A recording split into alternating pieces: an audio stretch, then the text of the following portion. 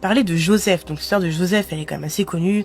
Joseph, son père, lui offre un manteau plein de différentes couleurs.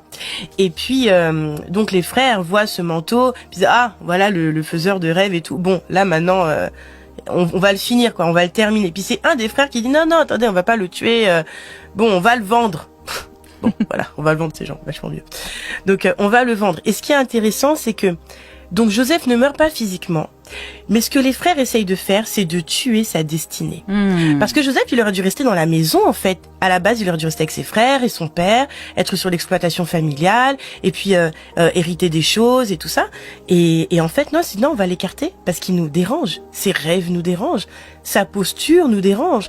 Le fait qu'il partage ce que Dieu lui dit nous dérange. Puis là, j'extrapole un peu, hein, mais des fois, on est dérangé parce que on voit que l'autre prophétise.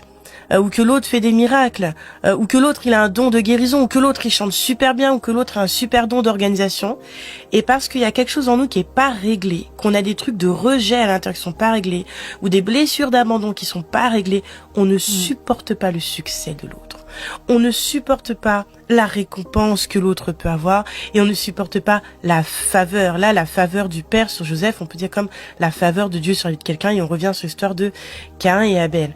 Mais ce qui est très fort, et là, c'est un encouragement pour vous, mesdames, si peut-être vous vous êtes retrouvés dans cette posture de Joseph où les gens vous ont tué soit avec leurs mots, soit ils ont fait en sorte de vous mettre de côté, quoi. Bon, on lutte pas contre la chair et le sang, ça faut mettre ça sur la table. Parfois les personnes sont influencées, des influences mauvaises. Donc on lutte pas contre la personne que l'on voit, hein. Amen, on lutte dans la prière. Notre ennemi, le seul ennemi qu'on a là c'est Satan, d'accord? Mais il y a cette dimension où Dieu rachète. Dieu redonne. Là où les gens ont voulu te retirer, t'enlever, te faire bouger, Dieu va te repositionner. Et ce qui est extraordinaire, c'est que Joseph a été repositionné, je pense à l'endroit où Dieu l'attendait depuis, et Dieu a utilisé toutes ces choses, mais il aurait pu faire un autre moyen aussi. Mais finalement, il s'est retrouvé en position d'autorité sur ses frères. Et écoute bien, ma sœur, ce que je vais te dire. Il n'a pas utilisé sa position pour écraser l'autre. C'est-à-dire que le jour où Dieu va te faire justice, n'utilise pas cette position de rédemption pour tuer à ton tour.